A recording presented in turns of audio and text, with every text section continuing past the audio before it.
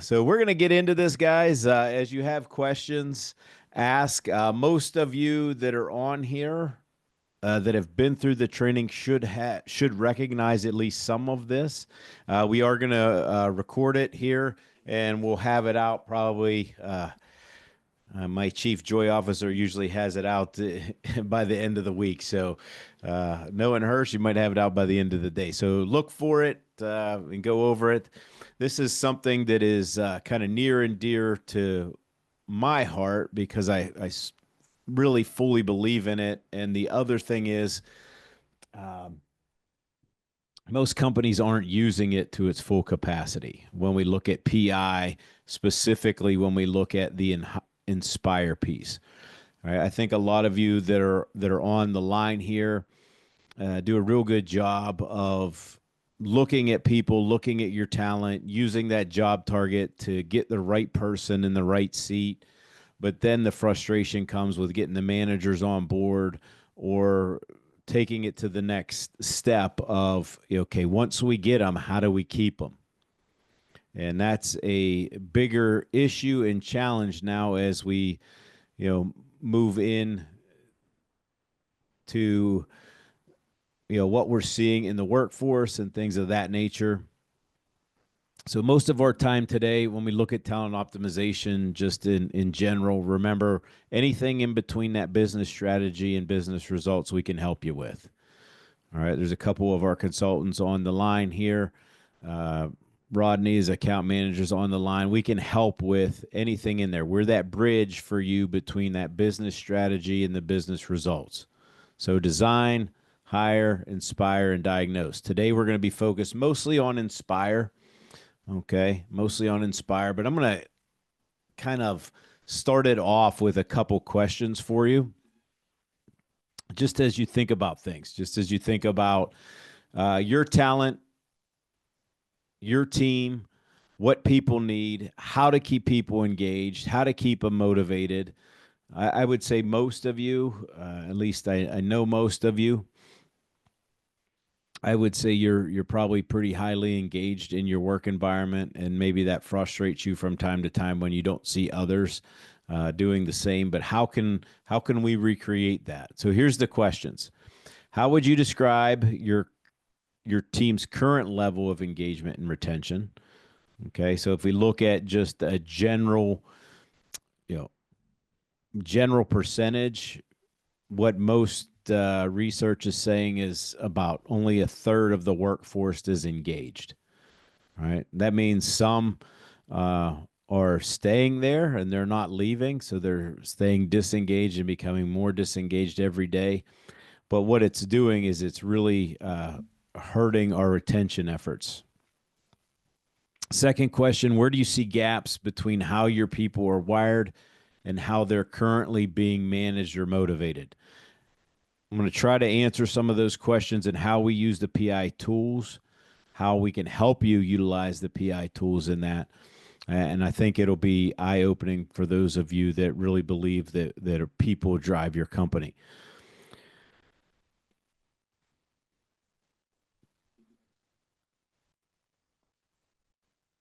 So we're going to start with a quote from Simon Sinek. I like this quote. He says, "When people are financially invested, they want to return. When people are emotionally invested, they want to contribute." Right? We talk a lot about, and he actually Simon Sinek talked a lot about your why. People don't care what you sell; they care why you sell it. They don't care what you do; they care why you do it. And a lot of you, I would say, are why folks from knowing you. But how do you get that pushed down inside your company? And that's what we're going to take a look at today. Again, we're going to take a look at the Inspire pieces and what that means. But just to give you some kind of overview, some of you may have gone over this or seen this before. But when we look at however you want to cut this up, right? Engagement or disengagement. There are a lot of people, and with that stat that I said earlier, there are about 2/3 of the workforce that are in that have to. I have to go to work. I have to do this. I have to do that. Right? Um,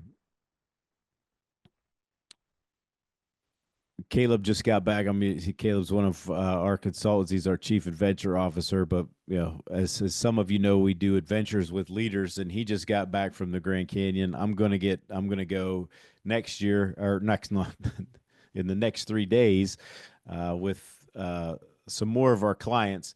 But it's hard. It's very difficult, and why I mention it is because very few times have we ever been on a hike, an adventure, a mountain, whatever, and said, "Oh, I have to do this." Right?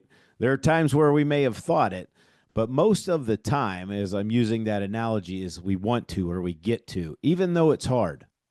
Okay? Even though it's hard. And that's where some of you are at. It's like, okay, I know the job is hard, but I want to do this. Right? You get up every morning, nobody's pushing you to do it. You're just internally motivated.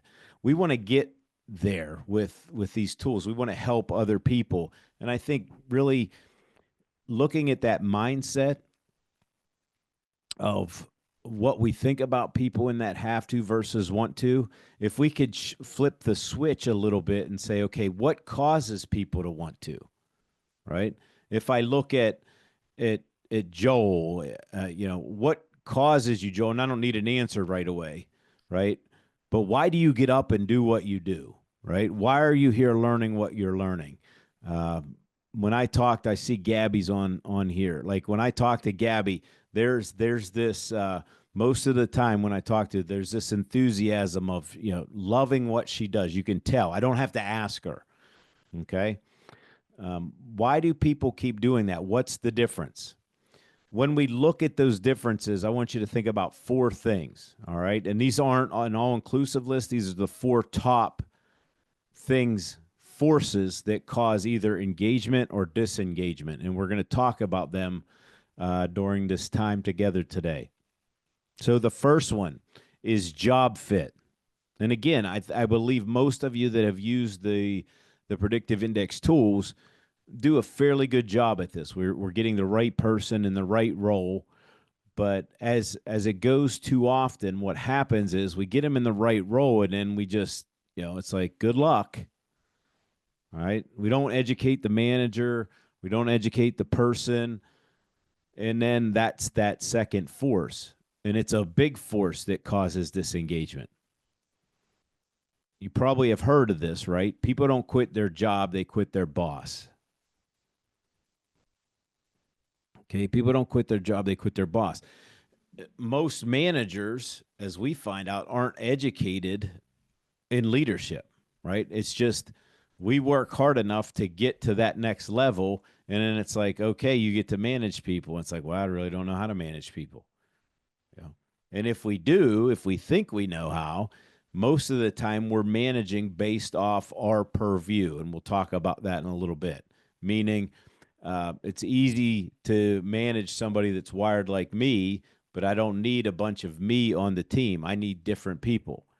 And how do we move and shake around? What do we give people that's different as a manager? How do we grow as a manager and create that self-awareness for ourselves, but also our employees, so they want to come to work? The team, are they on the right team?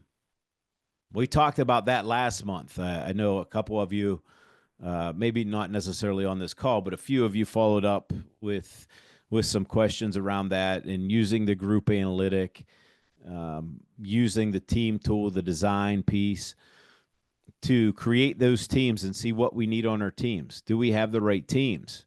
And as our team grows, we add people, that's going to change the dynamic. That could take an engaged team to a disengaged team, right? There was I hate to use the Steelers in this example, but recently they've been giving us good examples with the wide receiver that just left town. I mean, great team, wrong person. And I think I don't know many of the players, but I'm guessing that once he left, everybody took a deep breath, even though he was a great player. All right. He just wasn't a right fit for the team. And that can cause that disengagement, maybe not for that person, which it did for that person, but he got disgruntled, and he just started pushing that all throughout the organization.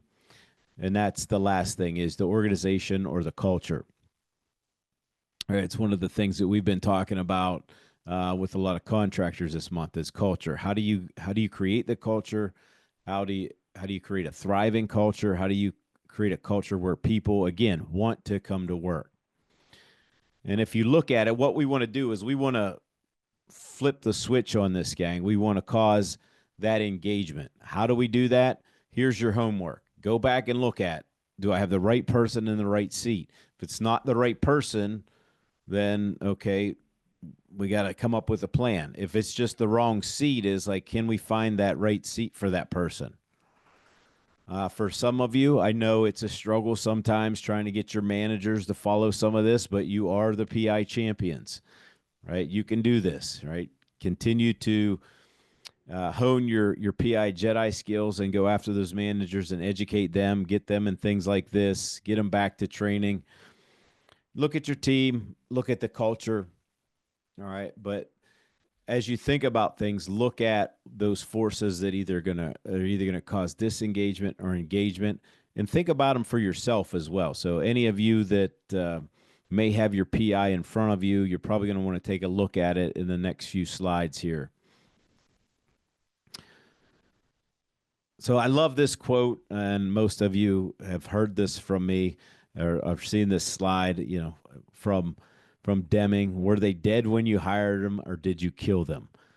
All right. Again, we get the right people, but how are we managing them? How are we keeping them engaged? And over the weekend, I was doing a PI training and doing a retreat with a company of ours. And we talked about this at length. And I gave them the example of years ago, there was a manufacturing plant in town that we were hiring the right people. They did the job target. They did all that correctly. They were really doing well. So they trained their leadership, started getting the right people in, and they had two managers. Okay, and that's important for the story. They called back, I don't know, probably about 8 months later, maybe 10. And they said, Eric, this PI is not working. Right? It's not the right profile. And I'm like, it is the right profile. I have years and years of experience with that position. That is the right profile that you need. Okay. And we've proven it because when the leadership, remember leadership, when we went over this, we took your high performers and bottom performers and matched them against that job target. And it's telling us the same thing. The next step that we did then is we took a look at the managers. There were two managers, and this would be a position where there's typically 100 to 120, maybe 125 people in the position. So we had a large sample size. What was going on is they were having a lot of turnover in that position. And then when we looked at the managers, it told a different story. One manager had around 30% turnover. Okay. Which was a huge improvement from where we started. The other manager didn't make much improvement. He was closer to 78 or 79% churn. Like he was just churning through. So we took a look at their predictive index. We took a look at their management style. So this gentleman was a 3 sigma high A and a 2 sigma low B. And I said, here's your issue, right?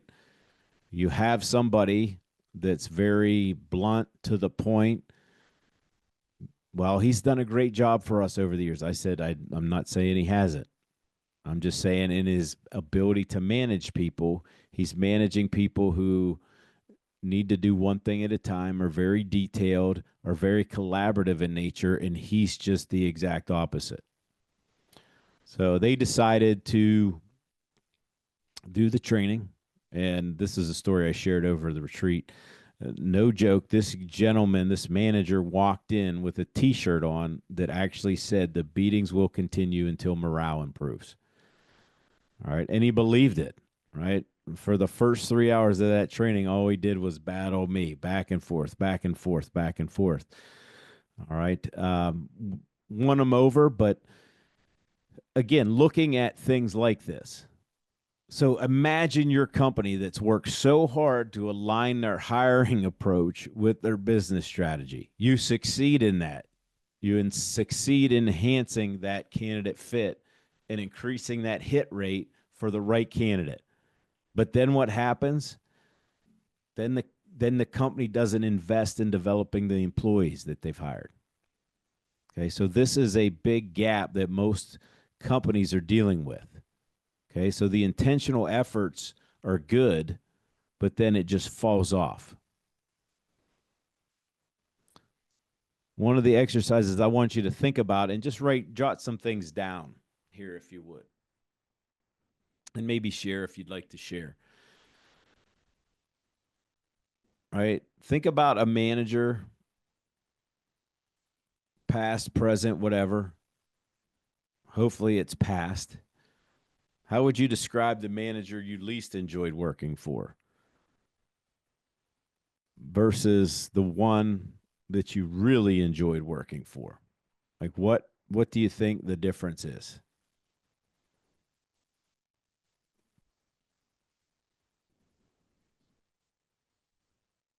Joe, since you're on my screen, what would you say?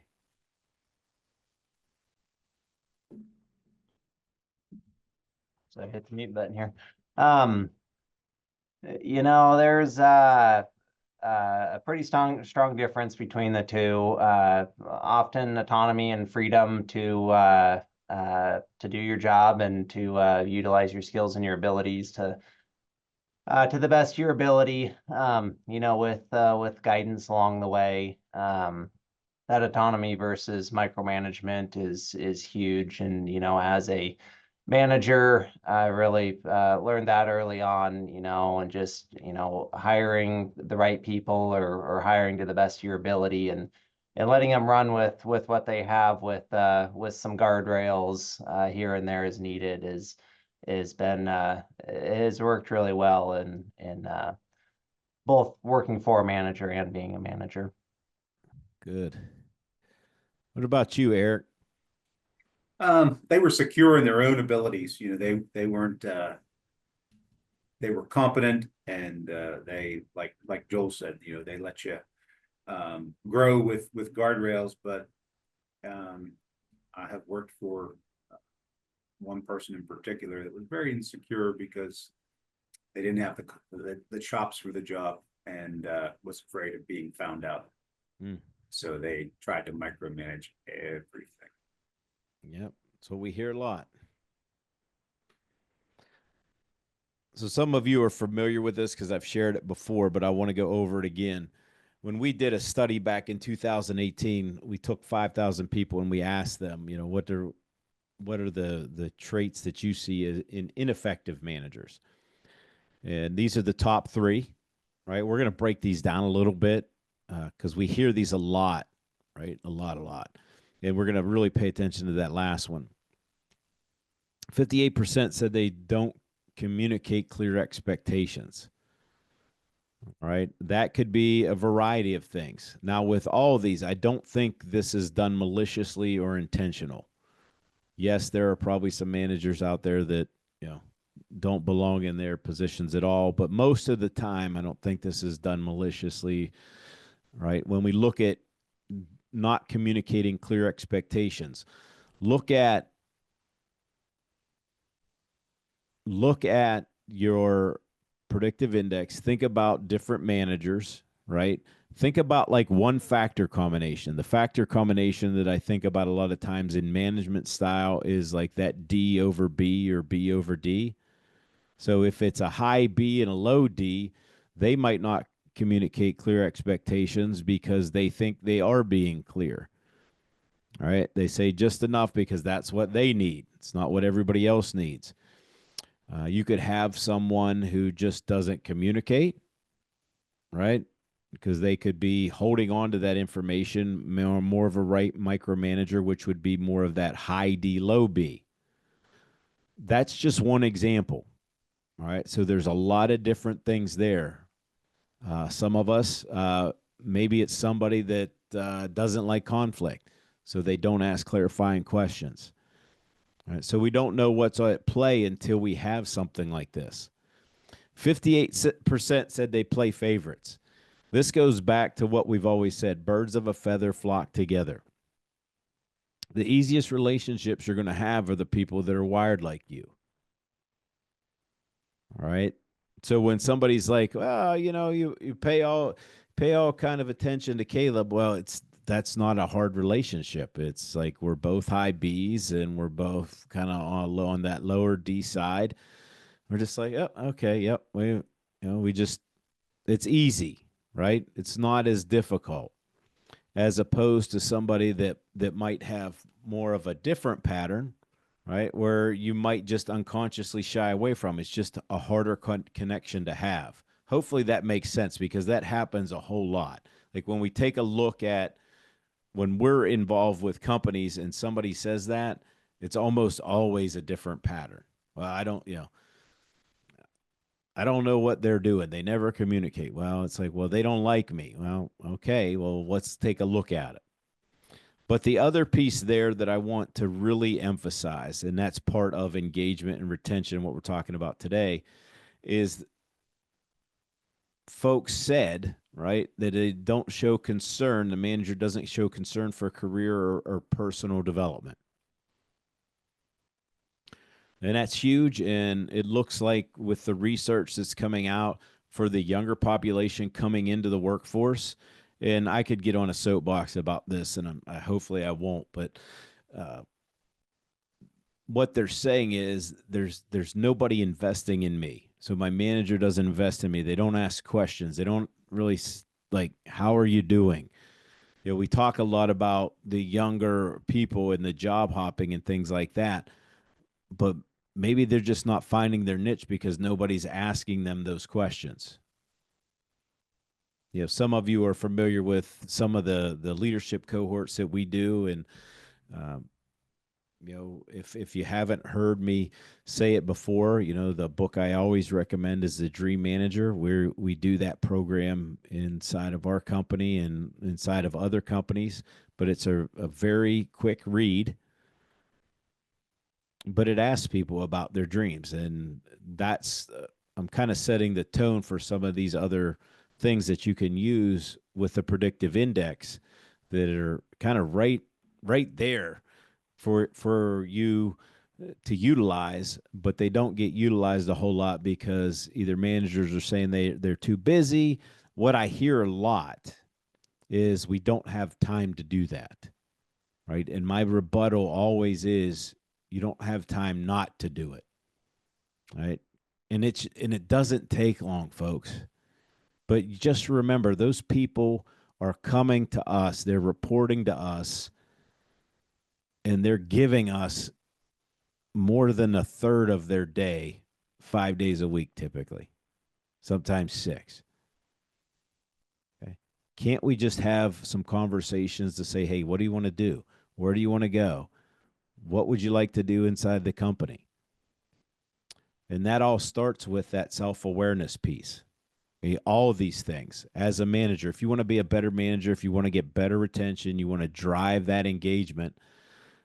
Many of you are familiar with this if you've gone through the PI training, because we mention it so many times, right? This is a TED Talk. You can look her up, Tasha Urich. She did a 5-year study on self-awareness. And what she found was, and this probably won't shock anybody, but 95% of the people that thought they were self-aware, but in fact only 15% were. We have some work to do, folks, and our managers have work to do. Right? I don't think it's ever done, but just a real quick definition of self-awareness. We had a nice discussion over this this weekend at a retreat for a client, and we were talking about this, like, what are my own drives, needs, and behaviors, and how does that impact my environment? If you want to be a great manager, you have to understand how you work Be willing to get that feedback from other people, and then do something about it in a responsible way. Okay. And that's all what in his book, Marcus Buckingham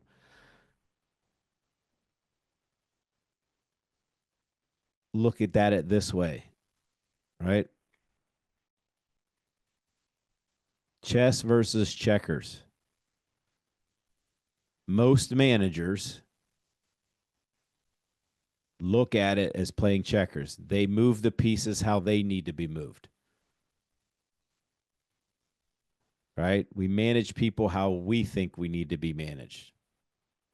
Right?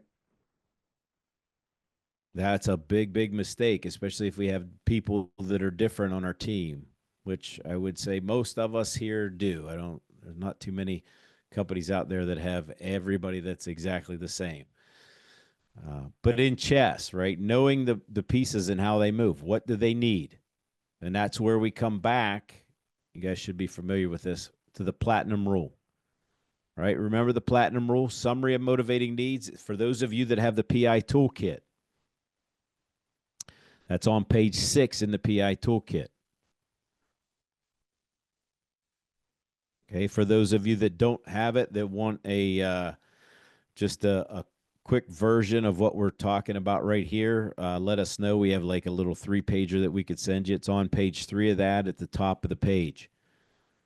But if you look at that person's motivating needs, what do they need? What's going to keep them engaged? Right? If you're a high A, what do you need? Freedom and independence to act independently on your own. If you're a high B, what do you need? You need just, sometimes it's just the title for some high Bs. You need a couple attaboys from the boss in front of your peers. If you're a low C, what do you need? Change of pace, a little variety now and then.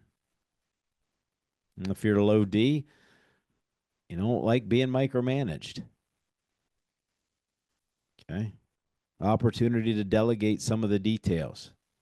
This goes a long way, folks, and I know quite a few of you on here utilize this, but I think we can always get better at it. Hopefully you agree with me on that. Well, we can always get better at the platinum rule. Treat people the way they need to be treated for maximum productivity and efficiency. That leads me into our next conversation, and this will make sense, so hang on just a second with me. I'm going to go over, we're going to pay attention to the factor combinations AB, AC, and AD.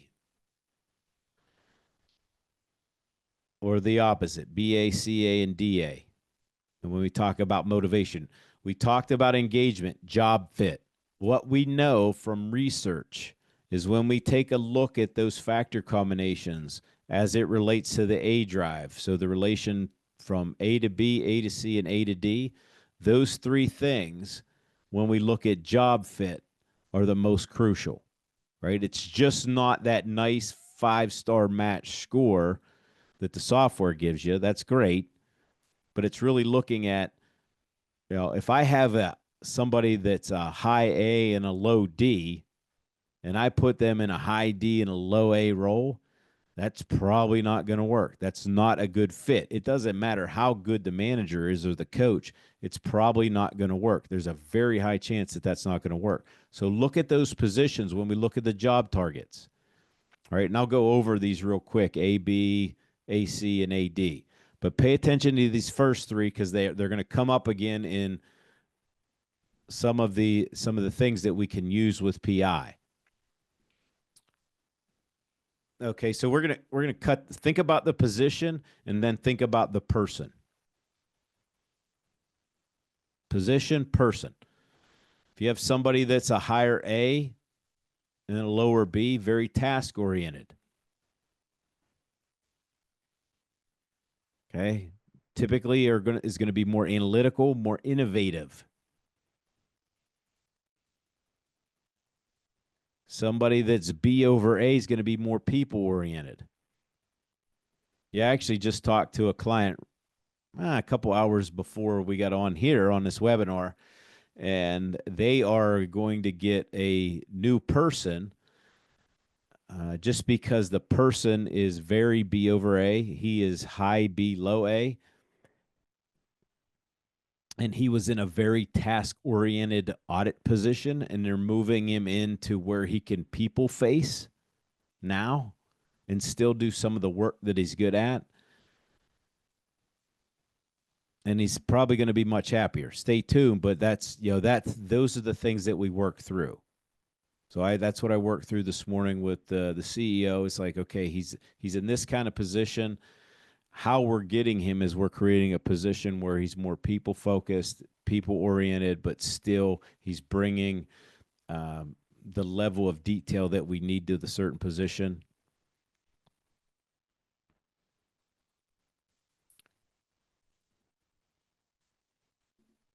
A over C and C over A.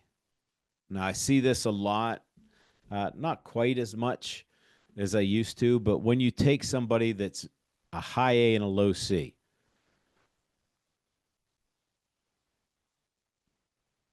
who are we going to pick on? I think Michelle is high A, low C, if I can remember correctly. Like I could give her double her salary and say, Michelle, I want to put you behind a cubicle all day long just doing one thing. Might sound good at first, but the likelihood of her doing it and doing it well for long periods of time probably isn't going to happen. And remember, like that. Yeah, especially when there's no people around, right, Michelle? Exactly. Okay. So it's not about the person, it's about the job fit, right? It's going to be hard to coach that. Hopefully this is making sense to some of you. I think maybe the light bulbs are coming on with some of the things, right? If I have to listen all day, high A, low C, if I have to listen all day, like that was my big aha being a therapist in private practice in my 20s. I was like, man, how do people do this? Like, I can't listen to 8 people for 8 straight hours a day. Like, I can do it for 2, and I'm good for 3 if I've had a good night's sleep. After that, I start being like, I don't know if I want to do this anymore. Okay. So think about that. Right roll. And the last one is very important. Okay. Those of you that are doing job targets and things like that, when you work on them with us. Okay. And, Rodney knows this, Caleb knows this, Tammy knows this. They're all on the line here. The first thing we ask is, what is this position? Is it a strategic position? Right? Is this big picture? Because I don't want to put somebody in the wrong role. Right? When I put somebody who's risk averse in a position where there's a lot of risk and a lot of decision making that's very independent, they can do it, but they're going to have a lot of stress. Just the same way as if we took somebody that's very high level and we made them into something that's like, okay, you can't make any decisions on your own. You have to follow through with this. You have to do this. You have to dot the I's, cross the T's. Right? You can't make any decisions without checking with 3 or 4 other people first, and you have to follow all the rules. Like, that's not going to work out. Okay? That's not going to work out. The reason that I'm going over that with you is to remind you of one of the tools that we see our clients not utilizing, but it is a phenomenal tool that we suggest you use quarterly. Once you have that person's results, it moves into the management strategy guide. Now you'll see there are 12 different things there. But it comes back to what we just talked about. It comes back to those factor combinations of AB, AC, and AD. So this first one here, these first 4, that's the AB or BA combination. This is the AC or CA combination. This is the AD or DA combination. What we like to do is print 2 copies of this out. All right. And I would suggest every quarter. I know I have some folks that do it twice a year, but it's not performance based. It's just how are you doing? It's a check in. But instead of saying to someone, "Hey, how's it going?" and then just kind of them blowing smoke, we're more intentional with those quarterly get-togethers, the one-to-ones, and this is going to drive your engagement because if this is what this person needs and the boxes aren't checked, now we have something to talk about. Okay. Now we have something to talk about. I don't know who's using this. If you have an example of this that you would like to share, but the second piece of it is that questioning. And this is, again, creating the self awareness, not just for you as the manager, but for that person. What are you doing well? What can you do better? How can I help you?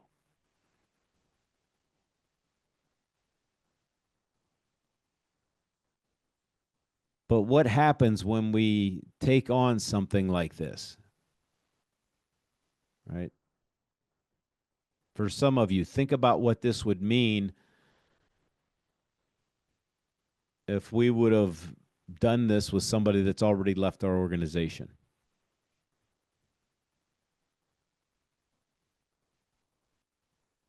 Because this works all around, folks. Like this could help that person that might be a bad apple decide just to leave. But the bigger point here is this is what could drive engagement if you're asking these questions. What can we do? How can I help? And think about that every 90 days.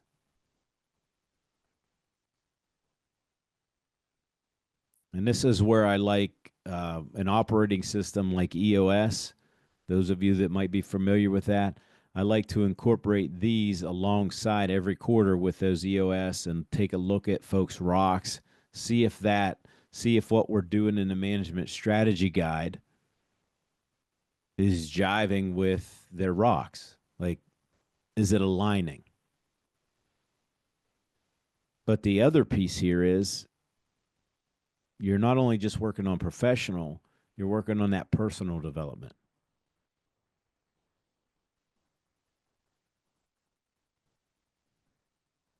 What happens when we have heart to heart kind of conversations every once in a while? You know, what happens? Think of the people in your life. Think about those great managers. What kind of things did you do for them or in the company? Maybe you're still with that company. You do a lot more, don't you?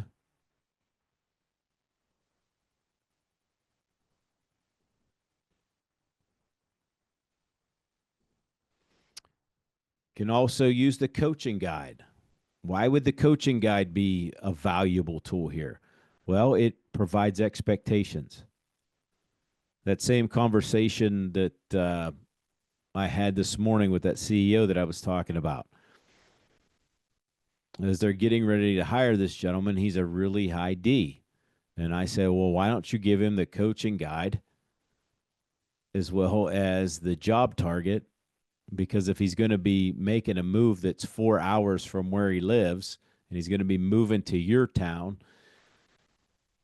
that's going to give him more data to make a better decision. He's going to feel more comfortable with that decision because he's going to see that he fits the position. Now, when you can use a coaching guide, it might not take all the emotion out of the coaching. But if I could say to somebody like this particular example here, you have a high A, and we're saying, well, you need to be a little bit more collaborative and a little bit more detailed. One, I wouldn't have put this person in this position, but I'm using it for a coaching example just so you could see the differences, right? I just told you don't put A over D in a D over A position. But here's what happens when you put somebody that's 4'3" in the NBA and ask them to dunk a basketball. It's hard to coach.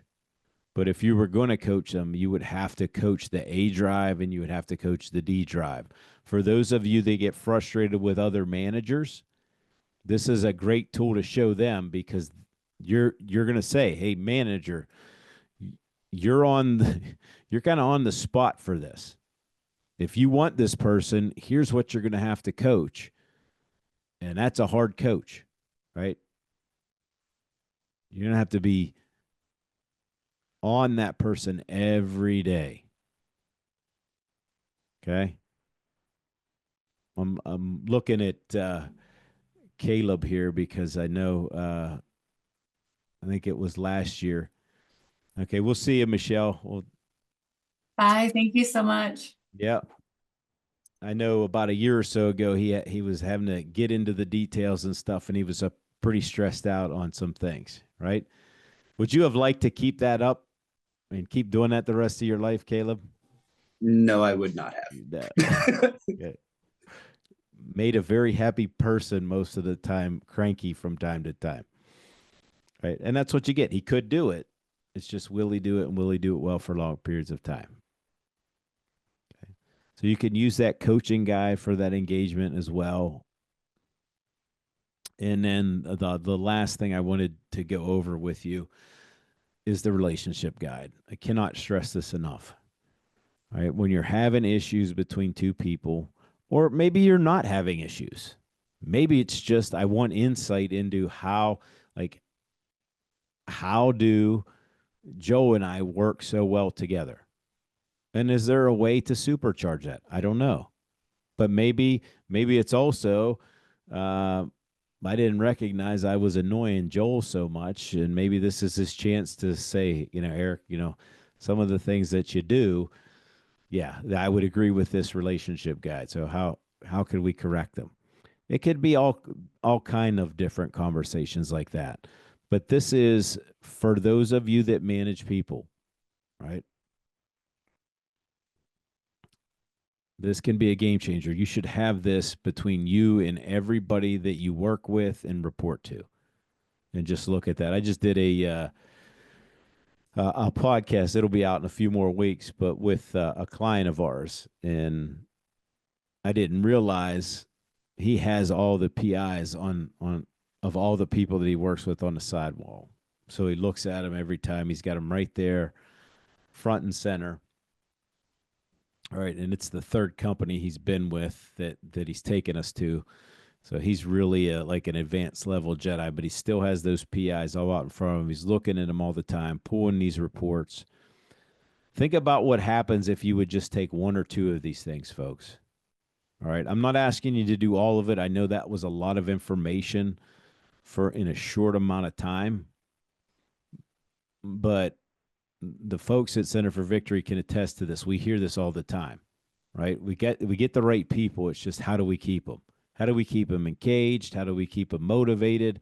What do they need? So I'm going to leave you with a few questions, and then we'll open it up for questions that you might have. What past decisions might make more sense now in light of what we've learned, either in higher promotions, why people left? What's one simple change you can make in your team's environment to better support their unique drives and needs? And again, I just went over 5 or 6 different things. I'm just asking you to try one. And that leads me to my last question. Who on your team would benefit most from a PI conversation or just a behavioral debrief? What's one thing anybody would like to try? What's an action step for you? What's a takeaway for you? All right. Well, thanks for joining us today. Really appreciate it. Look for the recording. It'll go out in the next few days, I'm sure. But thanks for joining us, and we'll see you next month for our next one.